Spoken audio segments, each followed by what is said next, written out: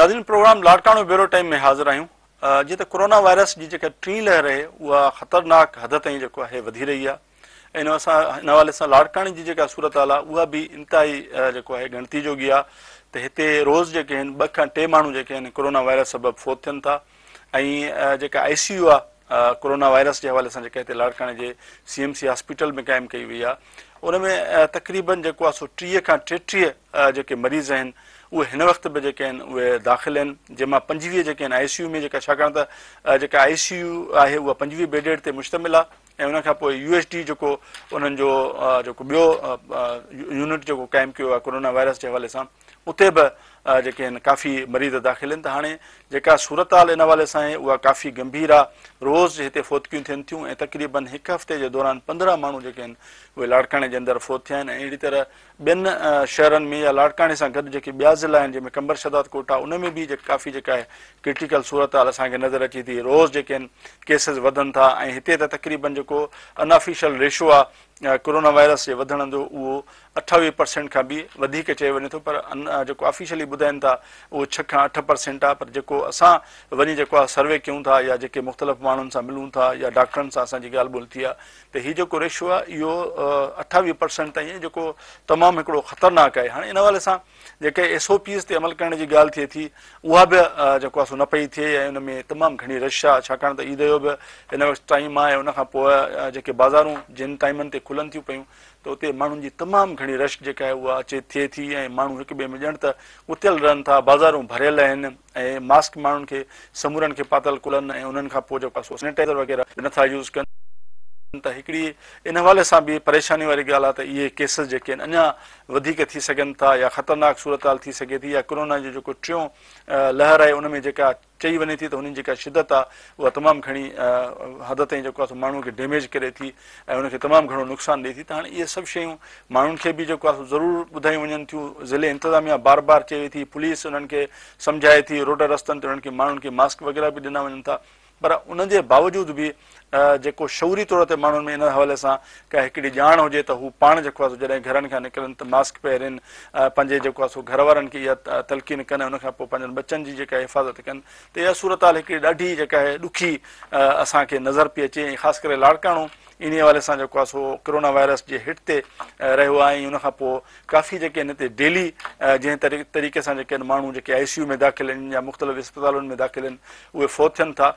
त इहा हिकिड़ी जेका आहे ख़तरनाक सूरत हाल आहे। इन में असां बार बार रिपीटेशन बि कयूं था, बार बार माण्हुनि खे आगाह कयूं था, बार बार इहा शइ ॿुधायूं था त इन हवाले सां हू जेको आहे सो पंहिंजो ख़्यालु कनि, एहतियात कनि ऐं एहतियात सां ई इन बीमारीअ सां जेको आहे सो मुक़ाबिलो बि करे सघिजे थो, उन खां बची बि सघिजे थो। पर हिन वक़्तु जेका असांखे सूरत हाल नज़र थी अचे त हिकु ईद जी जेका माण्हुनि जे मथां दबाव आहे ऐं जेतोणीकि इहो चयो वियो आहे सरकार पारां इहा हिदायतूं ॾिनियूं आहिनि त माण्हू ईद जेके आहिनि सादगीअ सां कनि, पर असांखे जेके शयूं बाज़ारनि जे अंदरि नज़र थी अचनि त तमामु घणी औरतूं, ॿार, माण्हू, मर्द जेके आहिनि उहे गुथियल आहिनि हिक ॿिए सां ऐं अंदरि जेको आहे ख़रीदारी कनि पिया। ऐं हिकिड़ी ॾाढी इन हवाले सां बि जेका आहे परेशानी वारी सूरत हाल नज़र अचे थी। इन खां पोइ वरी ॿियो जेको पासो आहे उहो बि जेको आहे उनखे बि असां जेको आहे सो ज़हन में रखंदासीं, उन ते बि असां ॻाल्हाईंदासीं त माण्हू जेके आहिनि, जेके वापारी आहिनि, जेके दुकानदार आहिनि, उहे शिकायतूं था कनि त हुननि जेके शयूं वठी करे पंहिंजनि दुकाननि ते रखियूं आहिनि ऐं उनखां पोइ जॾहिं सरकार जेको टाइम मुक़ररु कयो आहे त उहो जेको आहे सो तमामु घटि आहे, जंहिंजे करे हिकु त माण्हुनि खे बि इहा ख़बर आहे त उहे अचे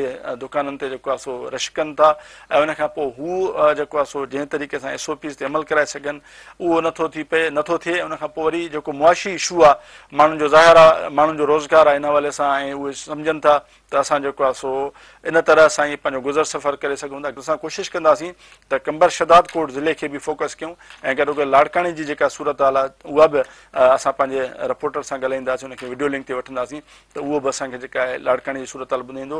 हिन वक़्तु हलूं था नसीराबाद जे तरफ़ ऐं नसीराबाद जो जेको रिपोर्टर आहे अलाह बख्श कुरैशी उहो असां सां वीडियो लिंक ते मौजूदु आहे। उन सां ॻाल्हायूं था त जेको आहे नसीराबाद में छा सूरत हाल आहे, उते केतिरा केसिस आहिनि, SOP ते अमल थिए थो नथो थिए, या ईद जे हवाले सां जेका रश थिए थी या ॿियूं जेके बि शयूं आहिनि उन ते साण सां ॻाल्हाईंदो। अलाह बख्श तव्हांजी महिरबानी, तव्हां असांखे जॉइन कयो। छा सूरत हाल आहे नसीराबाद जी कोरोना जे हवाले सां, केतिरा केसिस रिपोर्ट थिया आहिनि या उते SOP ते अमल थिए पियो या न पियो थिए? नसीराबाद में हिन वक़्त ताईं को बि केस रिपोर्ट न थियो आहे, पर कोरोना जी पखिड़िजंदड़ वबा खे कंट्रोल करण लाइ या अवाम में अवेयरनेस पैदा करण लाइ हिते इंतज़ामिया तरफ़ खां कंहिं बि क़िस्म जी मुहिम शुरू न कई वई आहे। हिन वक़्तु रूरल हेल्थ सेंटर नसीराबाद में आइसोलेशन वार्ड बि क़ाइमु न थियो आहे, आइसोलेशन वार्ड बि न रखियो वियो आहे। उन खां अलावा हिते जेका तालुके इंतज़ामिया आहे जंहिंमें असिस्टेंट कमिश्नर ऐं मुख़्तियारकार अचनि था, उन्हनि जे तरफ़ां बि कंहिं बि क़िस्म जी अवेयरनेस माण्हुनि खे ॾियण लाइ का मुहिम शुरू न कई वई आहे। ऐं ॿिए पासे हिन बीमारीअ खां बचाव लाइ जिते सफ़ाई सुथराईअ जी ॻाल्हि कई थी वञे त उते नसीराबाद समूरो शहर गंद किचिरे जी लपेट में आहे ऐं टाउन इंतज़ामिया बि सफ़ाई नथी कराए। ऐं उन खां अलावा ताज़ो SOPs जेके हिते आहिनि, SOPs ते बिल्कुलु अमल कोन थो थिए पियो। SOPs जे तरफ़ कंहिंजो बि ध्यानु कोन्हे को। ईद जे करे बाज़ारुनि में रश आहे, बाज़ारियूं भरियूं पियूं आहिनि, माण्हुनि जी पीउ आहे ऐं मास्क जो इस्तेमालु नथो थिए। ताज़ो हिन वक़्तु मुख़्तियारकार नसीराबाद ताज़ो कल्ह शहर जे दुकानदारनि ते ॾंड लॻाया त तव्हां मास्क त न पातो आहे, पर तव्हांजे दुकान ते जेतिरा माण्हू अचनि था उन्हनि खे बि तव्हां मास्क पारायो। जॾहिं त इहा इंतज़ामिया जी ज़िमेवारी आहे त नसीराबाद शहर में घरनि मां निकिरी जेतिरा बि माण्हू शहर में दाख़िल थियनि था त इंतज़ामिया जो कमु आहे त उन्हनि खे पाबंद बणाए, उन्हनि में अवेयरनेस पैदा करे त हू मास्क पाइनि। रेड़े वारो दुकानदार, मांडली वारो, किरियाने जो दुकानदार, उहो माण्हुनि खे कीअं अवेयरनेस ॾेई सघंदो, उहो माण्हुनि खे कीअं बाउंड कंदो त तव्हां मास्क पायो। इहो इंतज़ामिया जो कमु आहे जेको इंतज़ामिया न पई करे, पर उल्टो इंतज़ामिया ॾंड वसूल करे थी, जेका बि दुकानदारनि काफ़ी शिकायतूं कयूं आहिनि। उन खां अलावा नसीराबाद में जेका ईद जे करे रश थी आहे उहा तमामु घणी रश आहे। रेशम गली ऐं असांजी शाही बाज़ार, किरियाना बाज़ार, मेन रोड, जेके बि कारोबारी मर्कज़ आहिनि उते तमामु घणी रश आहे। SOPs ते बिल्कुलु अमल नथो कयो वञे ऐं सिहत खाते तरफ़ां को बि आइसोलेशन जो अञा ताईं वार्ड क़ाइमु न कयो वियो आहे। सिहत खाते तरफ़ां बि अवाम में अवेयरनेस पैदा करण लाइ कंहिं बि क़िस्म जी का मुहिम शुरू न कई वई आहे।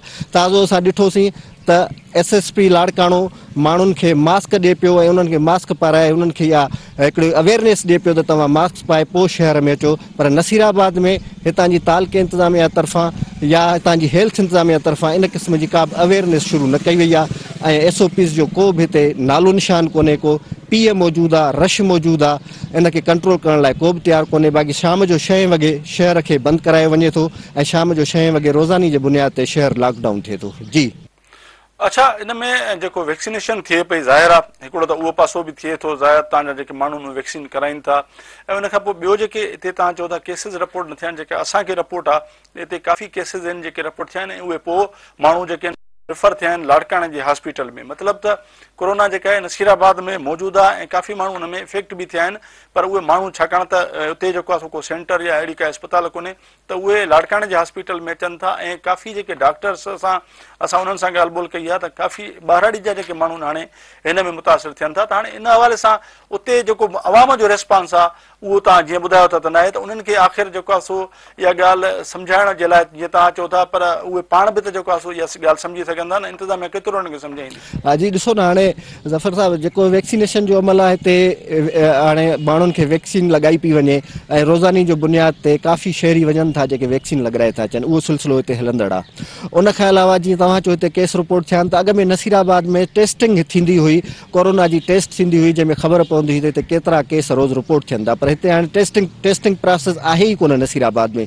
त इहा ख़बर कीअं पवे त हिते केतिरा केस निकिता या न निकिता। पोइ इहे कंहिं बि हिसाब सां लाड़काणे या ॿियनि शहरनि में टेस्ट थियनि था जिते उहे रिपोर्ट थियनि था, प्रॉपर हिते टेस्टिंग जी सहूलियत न आहे, जंहिंजे करे हिते प्रॉपर असांखे लोकल रिपोर्ट या वठणु जेको आहे सो हिन वक़्तु जेको आहे सो ॾुखी आहे।